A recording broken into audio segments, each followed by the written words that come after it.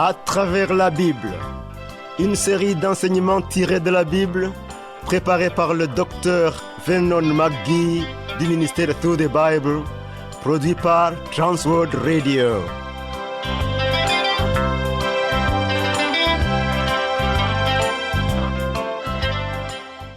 Réalisation Abdoulaye Sango, présentation Marcel Mondiou-Do. Bonne écoute à tous. Aujourd'hui, mon nom est écrit dans les cieux. Bientôt je quitterai cette terre pour le pays de lumière. Seigneur Jésus, je suis à toi. Porte-moi jusqu'à ton trône. L'étude que nous suivons est la 438e, tirée de l'Épître aux Romains, chapitre 8, versets 1 à 8. J'attends ta réaction après l'écoute. Appelle ou écris. Dis ce qui aurait particulièrement attiré ton attention. Visitez-nous à l'adresse suivante: Transworld Radio Burundi, Rohero, avenue de la JRR, numéro 27, Bujumbura. Vous pouvez aussi nous contacter via WhatsApp, SMS, appel au numéro 71 650 650. Email twrburundi@gmail.com. YouTube, Facebook, Twitter, TWR Burundi. Dans le 8e chapitre de l'Épître aux Romains, l'apôtre Paul parle de l'homme nouveau, la nouvelle création, le nouveau corps, le nouvel objectif. Ce chapitre nous amène à la conclusion de la sanctification. En fait, il présente deux grands sujets: la sanctification et la sécurité, c'est-à-dire l'impossibilité du croyant d'être séparé de Dieu, d'être retiré de la main de Dieu.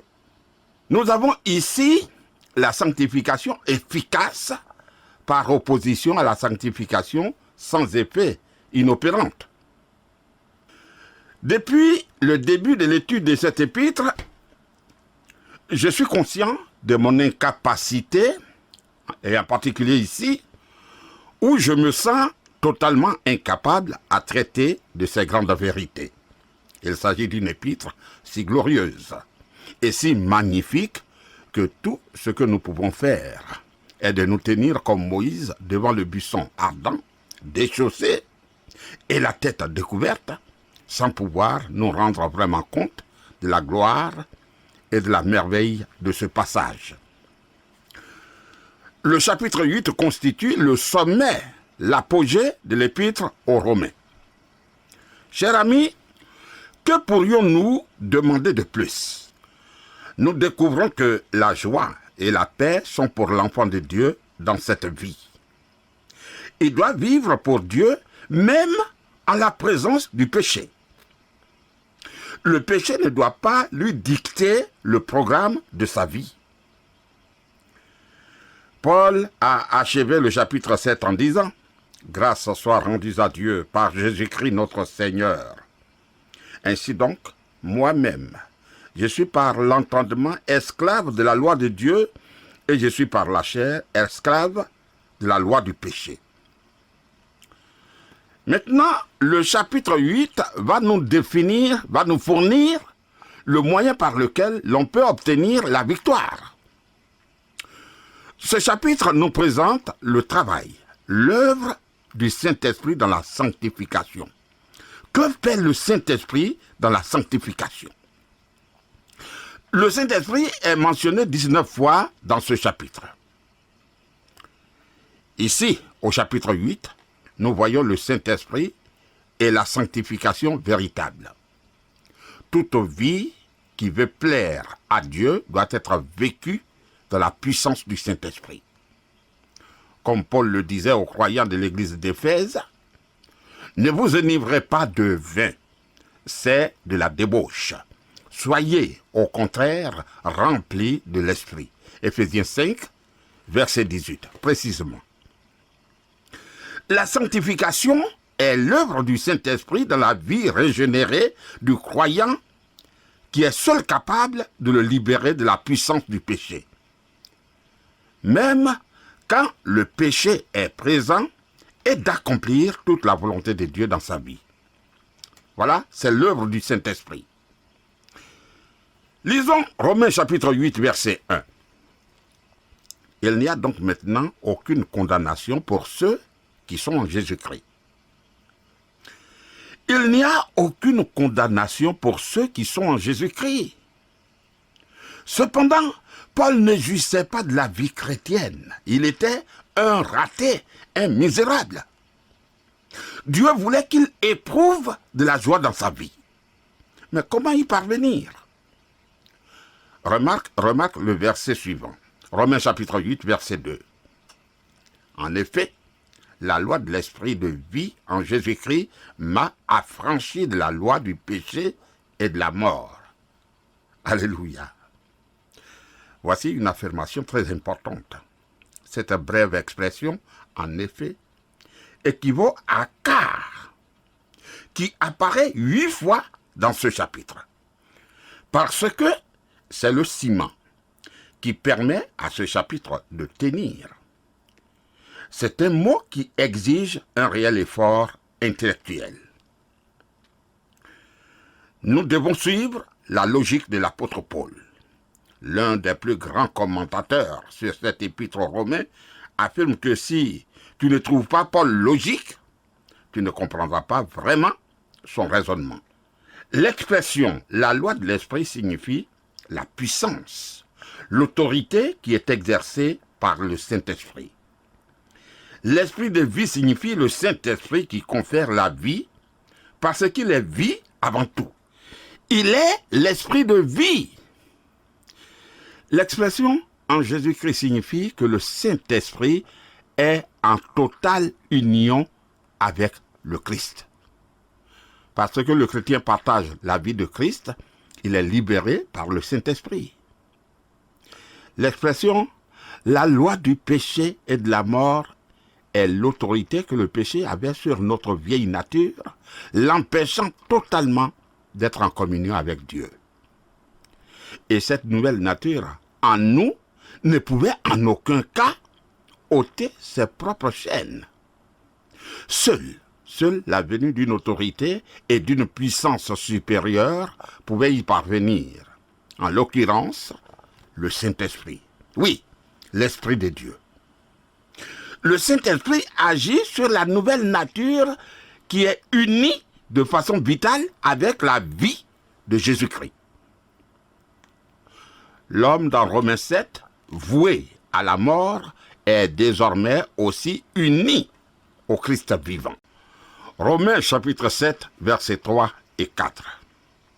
Car, chose impossible à la loi, parce que la chair la rendait sans force, Dieu a condamné le péché dans la chair en envoyant, à cause du péché, son propre Fils dans une chair semblable à celle du péché, et cela afin que la justice de la loi soit accomplie en nous qui marchons non selon la chair, mais selon l'esprit.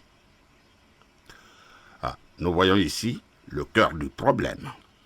Il était impossible à la loi de produire la justice en l'homme, mais ce n'est pas la faute à la loi. La faute réside en l'homme et le péché présent en lui. La loi est totalement incapable de produire quelque chose de bon chez l'homme. Cher ami, c'est l'Écriture qui l'affirme et c'est vrai. L'homme est totalement corrompu. Cela ne veut pas seulement dire l'homme dans la rue ou dans le bloc à côté de chez toi, ou encore certains qui vivent dans le péché, cela veut dire toi et puis moi. Mais le Saint-Esprit peut accomplir maintenant l'impossible. Oui, alléluia. Le Saint-Esprit peut produire une vie sainte dans la chair faible et pécheresse. Permets-moi d'illustrer cette vérité en utilisant un simple incident. Supposons que madame, la maîtresse de la maison, mette un rôti dans le four pour le préparer pour le repas du midi. Et puis, le téléphone sonne et une de ses meilleures amies engage la conversation avec elle. et les deux femmes causent à l'aise. Heureuses, elles rient et font semblant de se rapprocher même au téléphone. L'autre dame dit à la maîtresse, « Est-ce que tu as bien entendu ce que je veux te dire ?» Et la maîtresse de la maison n'a pas bien saisi. Elle lui dit, « Non, je n'ai pas bien saisi. » La dame reprend l'histoire après que la première se soit bien assise dans un fauteuil. Puis elle cause encore. Et enfin, notre bonne maîtresse dit, « Oh là là là là là là, excuse-moi, je sens le brûler. Ce doit être mon rôti. » Elle raccroche le téléphone, se précipite dans la cuisine et ouvre le four. Puis, elle prend une fourchette et l'enfonce dans le rôti pour le soulever, mais elle n'y parvient pas. Elle essaie encore plus près de l'os cette fois, mais en vain, la fourchette ne peut pas tourner ce morceau. Alors, elle prend une écumoire, elle la place sous le rôti et le soulève. Vois-tu, ce que la fourchette ne parvenait pas à faire, parce qu'elle n'était pas assez solide, l'écumoire y a réussi. Or, la fourchette ne présentait aucun défaut. C'était une bonne fourchette, mais elle n'était pas assez solide pour soulever le rôti, parce que le rôti était collé. Il avait été trop cuit. L'écumoire a réussi là où la fourchette a échoué. La loi est comparable à la fourchette en ce qu'elle était trop faible à cause de la chair. Elle ne pouvait pas parvenir à nous soulever. Mais un nouveau principe apparaît, le Saint-Esprit, l'Esprit de Dieu. Ce que la loi ne pouvait faire, le Saint-Esprit en est capable. Par conséquent, toi et moi devons vivre la vie chrétienne d'après ce nouveau principe. Nous ne devons pas essayer de nous soulever nous-mêmes par notre propre force. Nous n'y parviendrons jamais de cette manière, cher ami. Nous prenons des résolutions et disons, je vais faire mieux. Nous avons dit tout cela, mais y sommes-nous parvenus? Ne sommes-nous pas retombés dans les travers d'antan? Tu vois, Dieu peut accomplir l'impossible parce qu'il a envoyé son Fils unique, sa propre nature, dans une chair semblable à celle du péché. Christ avait une chair semblable à la nôtre, mais sans péché. Oui, c'est de cette manière que Dieu a touché la racine même du péché dans notre corps et dans notre esprit. Dieu a pu traiter avec le péché lui-même, car Christ s'est identifié à nous. Oh, quelle grandeur! Le péché a été condamné dans notre corps. Le péché n'en a pas été ôté, enlevé, malgré ce que pensent des personnes très sincères. Notre corps en sera débarrassé seulement lors de la résurrection. Il a dit, il ressuscite corps spirituel. 1 Corinthiens 15, verset 44. Aujourd'hui, le Saint-Esprit nous libère de la puissance du péché dans notre corps. Beaucoup de gens pensent que ce serait merveilleux si Christ revenait et nous enlevait de ce monde de péché. Et en effet, ce serait merveilleux. Je voudrais bien qu'il vienne tout de suite. Cependant, amis, il existe quelque chose de beaucoup plus merveilleux encore.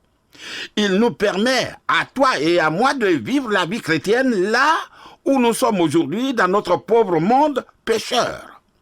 Tu vois, c'est encore plus merveilleux. Le Seigneur Jésus a dit dans sa prière sacerdotale, « Je ne te prie pas de les ôter du monde, mais de les préserver du malin. » Jean 17, verset 15. La victoire est possible ici-bas, amis. La victoire est possible ici sur cette terre. Paul dit, afin que la justice de la loi soit accomplie. Cela veut dire que le Saint-Esprit produit une vie d'obéissance que la loi ordonnait, mais ne pouvait produire. Le Saint-Esprit confère cette puissance. Maintenant, la décision nous appartient, toi et moi. Le verset suivant nous présente un autre type de lutte. Il s'agit d'une lutte entre le Saint-Esprit et la chair. Regarde, Romains chapitre 8, verset 5. Ceux, en effet, qui vivent selon la chair s'affectionnent aux choses de la chair, tandis que ceux qui vivent selon l'Esprit s'affectionnent aux choses de l'Esprit. Ils s'affectionnent aux choses de la chair. Cher ami, comme nous avons déjà vu au chapitre 6, si tu vis habituellement selon la chair et obéis aux choses de la chair, et que la nouvelle nature ne te dit rien, ne te reprend pas, alors tu ne possèdes pas une nouvelle nature. Parce que ceux qui vivent selon l'Esprit s'affectionnent aux choses de l'Esprit. Le croyant a reçu une nouvelle nature et maintenant il doit céder au désir de cette nouvelle nature. Il s'agit d'un acte de la volonté, de ta volonté. C'est une lutte nouvelle qui est portée à notre attention. La chair parle de l'homme naturel. Le Seigneur Jésus dit, ce qui est né de la chair est chair. Il en sera toujours ainsi. Dieu n'a aucun programme destiné à changer la chair. La chair dans laquelle nous sommes, Dieu n'a pas de programme pour ça. Il nous apporte quelque chose de tout à fait nouveau. Ce qui est né de l'esprit est esprit. Jean 3, verset 6.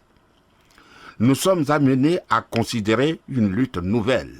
Ce n'est plus la nouvelle nature ou le croyant qui lutte pour maîtriser le péché dans son corps. C'est le Saint-Esprit qui combat contre la vieille nature. C'est merveilleux. Le croyant a le Saint-Esprit pour traiter avec la chair, cette brute. Oh, j'ai appris il y a longtemps que je ne pouvais la maîtriser. Aussi, j'ai dû me tourner vers quelqu'un qui le pouvait. Le Saint-Esprit qui habite chez les chrétiens. Il veut agir ainsi pour eux et il le peut. L'apôtre dit, ceux qui s'affectionnent aux choses de la chair, cela décrit l'homme naturel. Paul présente son image dans Éphésiens 2, versets 1 à 3, qu'il faut lire. C'était notre condition avant d'être sauvés.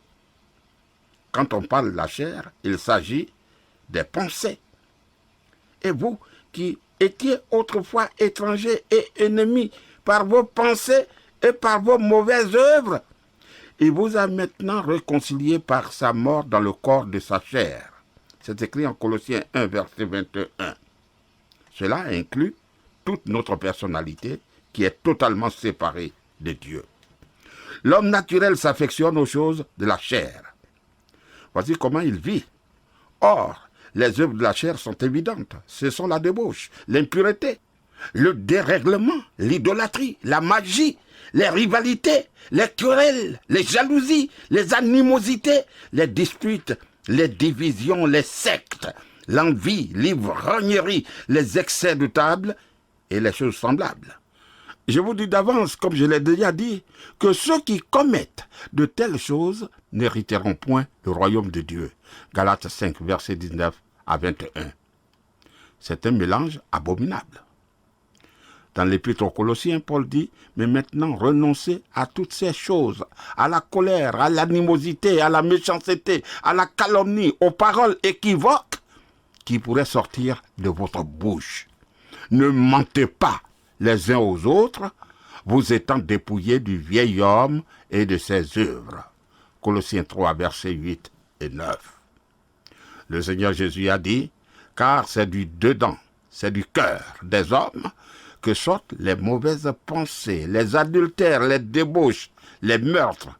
Marc 7, verset 21. Il est humiliant, il est triste, mais vrai que l'enfant de Dieu conserve cette vieille nature héritée d'Adam. Vivre selon la chair signifie vivre dans la défaite et la mort. Aucun enfant de Dieu ne doit vivre pour les choses de la chair. Le fils prodigue peut se retrouver dans une porcherie, mais il ne sera jamais heureux d'y rester. Il va dire, je vais me lever et retourner auprès de mon Père. Paul dit, ceux qui s'affectionnent aux choses de l'esprit sont nés de l'esprit, régénérés et habités par l'esprit de Dieu. Ils aiment les choses de Christ. Si donc vous êtes ressuscités avec Christ, cherchez les choses d'en haut, où Christ est assis à la droite de Dieu. Attachez-vous aux choses d'en haut et non à celles qui sont sur la terre. Colossiens 3, versets 1 et 2. Ainsi donc, comme des élus de Dieu, saints et bien-aimés, revêtez-vous des sentiments de compassion, de bonté, d'humilité, de douceur, de patience. Ce sont là, amis, certaines des choses auxquelles aspire l'enfant de Dieu. Nous ne pouvons accomplir ces choses par nos propres forces, je le répète. Il nous faut laisser l'Esprit de Dieu œuvrer dans notre vie pour qu'elle puisse apparaître. Voyons un autre grand principe. Romains 8, verset 6. Et l'affection de la chair, c'est la mort, tandis que l'affection de l'esprit, c'est la vie et la paix. Et l'affection de la chair signifie que tu es privé de la communion avec Dieu et que la chair entraîne la mort ici et maintenant. L'esprit qui habite chez le croyant apporte la vie et la paix. Quand nous péchons, nous devons venir à lui et confesser notre péché pour qu'il nous en purifie. Cet acte rétablit notre communion. Oui, la vie qu'il offre signifie une pleine satisfaction et la possibilité d'exercer toutes nos capacités. Une chose est certaine. Si tu vis selon la chair comme enfant de Dieu, tu n'es pas en communion avec Dieu. Pas du tout. Cela est impossible. Le Seigneur Jésus, dans la chambre haute, a dit à Simon-Pierre, « Si je ne te lave, tu n'auras point de part avec moi. » C'est précisément ce qu'il voulait dire. Il ne sera pas en communion avec nous si nous commettons le péché et continuons à vivre selon la chair. L'on dira, mais que devons-nous faire? La réponse est ce que Simon-Pierre a fait. Il tendit les pieds et laissa le Seigneur les lui laver. Et toi et moi, nous devons confesser notre péché à Dieu. 1 Jean 1, verset 9 nous dit, si nous confessons nos péchés, il est fidèle et juste, car il le fait en raison du sang de Jésus-Christ. Toi et moi ignorons la profondeur de la méchanceté de la vieille nature. Il nous faut aller à lui pour être purifiés. Le sang de Jésus-Christ, le Fils de Dieu, continue à nous purifier de tout péché.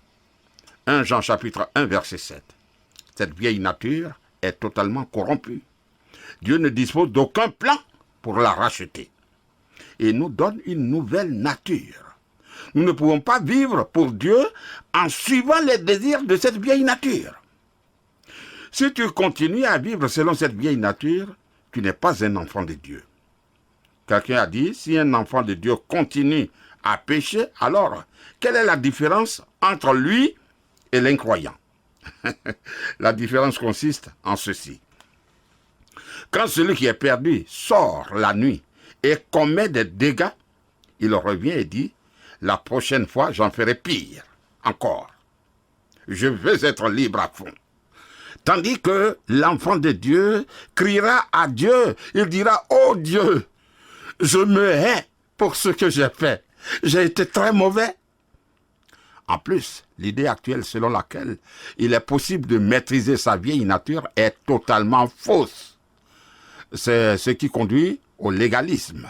Les légalistes sont des gens charmants qui essaient de maîtriser leur chair. Ils sont si pieux. Ce sont pourtant les pires racontards que tu n'as jamais rencontrés. Newell a fait des affirmations très intéressantes dont j'aimerais bien te faire part. Il dit, tenter de s'améliorer revient à ne pas te faire voir en Christ seulement. Tu dis, j'espère mieux faire à l'avenir. Tu sais que c'est faux. C'est faux. Tu dois te voir en Christ aujourd'hui et réaliser que seul l'Esprit de Dieu œuvrera en toi pour parvenir à ce résultat. Cet homme dit encore, il est bien d'être déçu de soi-même. Tu peux dire, je suis si déçu de moi-même. Tant mieux, car tu sais que rien de bon ne provient de ta chair, cher ami. Arrête de croire en toi et crois plutôt que l'Esprit de Dieu aujourd'hui peut te rendre capable de vivre pour Dieu au moyen de ta nouvelle nature. Voici la dernière remarque. Le manque de bénédiction spirituelle provient de l'incrédulité et non d'un manque de consécration. Oh, je suis fatigué de ces croyants super spirituels, chrétiens qui parlent sans cesse de leur consécration. Cher ami, nous n'avons pas de bénédiction spirituelle parce que nous ne croyons pas aux promesses de Dieu. Ce n'est pas à cause d'un manque de consécration. Oh, si seulement nous croyions Dieu aujourd'hui. La vraie consécration ne dépend pas de la volonté de l'homme, mais de la découverte que la bénédiction a été reçue de Dieu alors que nous étions encore indignes et éloignés de lui. Rien de ce que j'ai reçu de Dieu ne provient de ma consécration. Je n'ai rien à lui offrir. Toute bénédiction vient de sa grâce merveilleuse. Romains chapitre 8, versets 7 et 8. Car l'affection de la chair est inimitié contre Dieu, parce qu'elle ne se soumet pas à la loi de Dieu et qu'elle ne le peut même pas. Or, ceux qui vivent selon la chair ne sauraient plaire à Dieu. Voilà, dans son état naturel, Jacob s'engagea dans une lutte sans merci contre Dieu. Il ne le chercha pas, mais il résista quand Dieu commença à lutter avec lui. C'est seulement quand il céda à Dieu qu'il remporta la bénédiction, cher ami. Je me demande si nous sommes prêts à accepter l'estimation faite par Dieu de notre condition humaine. C'est une image terrible de l'homme, mais elle est vraie. Oui, cependant, la délivrance est possible par l'Esprit de Dieu.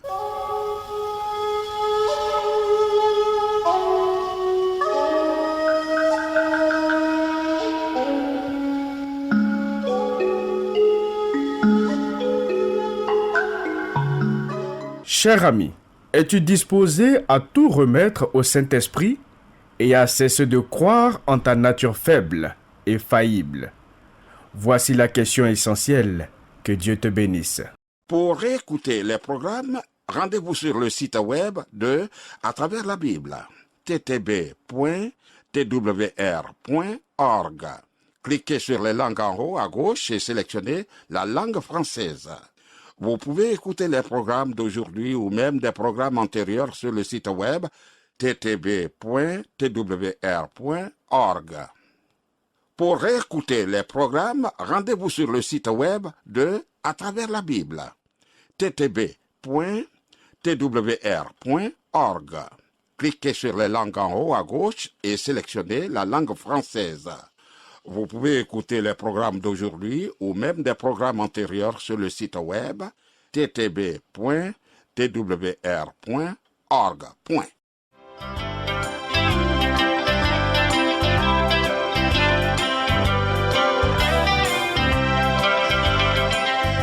Vous venez de suivre le programme À travers la Bible, une série d'enseignements tirés de la Bible, préparée par le docteur Vernon McGee du ministère Through the Bible, une production de Transworld Radio. Visitez-nous à l'adresse suivante: Transworld Radio Burundi, Rohero, avenue de la JRR, numéro 27, Bujumbura.